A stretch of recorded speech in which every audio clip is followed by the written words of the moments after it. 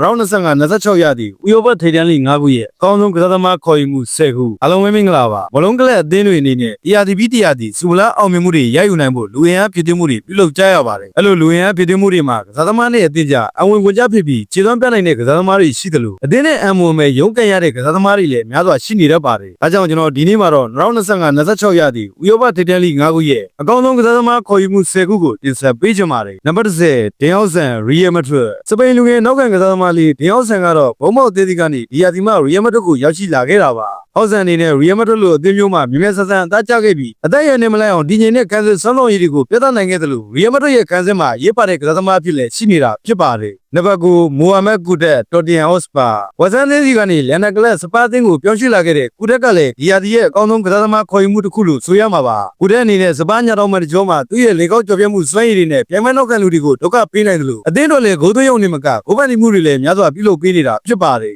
နံပါတ်10ဘရိုင်ယန်အမ်ဘူမူမန်ချက်စတာယူနိုက်တက်လက်ရှိရာသီမန်ချက်စတာယူနိုက်တက်အသင်းမှာဘရူနိုပြီးရင်အကောင်းဆုံးကစားသမားကဒီရာသီမှာရောက်ရှိလာခဲ့တဲ့ဘရိုင်ယန်အမ်ဘူမူဟာဒီကင်မရွန်လက်ရေးစဉ်ကစားသမားအနေနဲ့ဘရန်ဖို့အသင်းစီကနေယူနိုက်တက်ကိုပြောင်းရွှေ့လာခဲ့တာဖြစ်ပြီးအသင်းမှာမြန်မြန်ဆန်ဆန်အသားကျခဲ့သလိုတွန်းကိုတွေဂိုးပန်းတီမှုတွေနဲ့လည်းအသင်းကိုအကောင်းဆုံးကူညီပေးနေတာဖြစ်ပါတယ်နံပါတ်9ဇူဗီမန်နီအာဆင်နယ်တို့ရဲ့ဒီရာသီပရီးမီးယားလိအဆင့်နဲ့ချန်ပီယံလိအဆင့်ရည်တည်နိုင်မှုတို့မှာဇူဗီမန်နီကအဓိကခန်းကဏ္ဍကပါဝင်နေခဲ့တာပါဇူဗီမန်နီအနေနဲ့ဒီရာသီမှာရီယယ်ဆိုစီတဲ့အသင်းစီကနေအာဆင်နယ်ကိုပြောင်းရွှေ့လာခဲ့တာဖြစ်ပြီးဒီကလန်ရိုက်အိုဒီကက်တိုနဲ့တွဲညီကြီးစော်ကစားနိုင်ခဲ့သလိုအာဆင်နယ်ကွက်လက်ရဲ့မရှိမဖြစ်ကစားသမားဖြစ်လက်ရည်တည်နေခဲ့တာဖြစ်ပါတယ်နံပါတ်6အေဗာရိုကာရီရဲ့ရီယယ်မက်ဒရစ်အသက်22နှစ်အရွယ်စပိန်ဘယ်နောက်ခံကစားသမားအေဗာရိုကာရီရဲ့ကတော့ဒီရာသီရီယယ်မက်ဒရစ်ရဲ့အကောင်းဆုံးကစားသမားခေါ်ယူမှုလို့ဆိုရမှာပါကာရီရဲ့အနေနဲ့ဘေဘီကာအသင်းစီကနေရီယယ်မက်ဒရစ်ကိုရောက်ရှိလာခဲ့တာဖြစ်ပြီးရီယယ်တို့အတွက်လိုအပ်နေတဲ့ဘယ်နောက်ခံနေရာကိုအကောင်းဆုံးဖြည့်ဆည်းပေးနိုင်ခဲ့သလိုအလွန်ဆိုရဲ့ပေါ်တဲ့လူစင်းမှာလည်းရေးပါတဲ့ကစားသမားအဖြစ်ပါဝင်နေတာဖြစ်ပါတယ်နံပါတ်5မာဂရက်ဖိုဘာစီလိုနာယူနိုက်တက်မှာအဆင်မပြေလို့ဒီရာသီမှာဘာစီလိုနာကိုငှားနဲ့ပြောင်းရွှေ့လာခဲ့တဲ့ရက်ဖိုကတော့ဘာစီလိုနာမှာအကောင်းဆုံးခြေစွမ်းတွေကိုပြသနေခဲ့တာပါ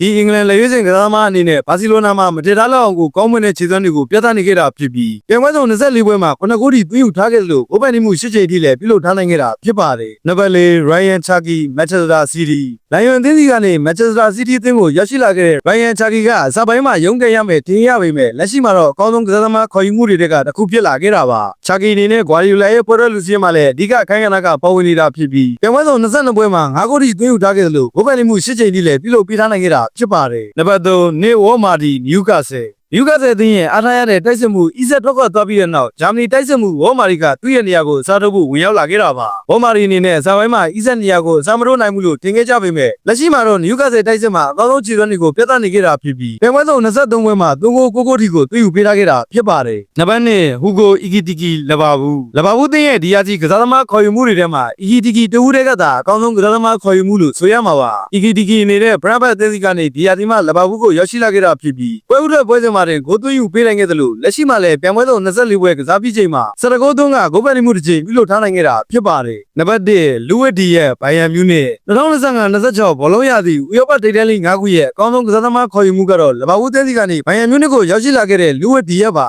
ဒီရဲ့အနေနဲ့ဘိုင်ယန်မြူးနစ်ကိုရောက်ချင်းချက်ချင်းဆိုသလိုအသားကျသွားခဲ့တာဖြစ်ပြီးအသင်းတိုက်စစ်ပိုင်းမှာအဓိကရေးပါတဲ့ကစားသမားဖြစ်နေတာဖြစ်သလိုပြိုင်ပွဲစုံ22ပွဲမှာလည်း73ဂိုးသွင်းကဂိုးပန်းတီမှု9ချိန်ထိပြုလုပ်ထားနိုင်ခဲ့တာဖြစ်ပါတယ်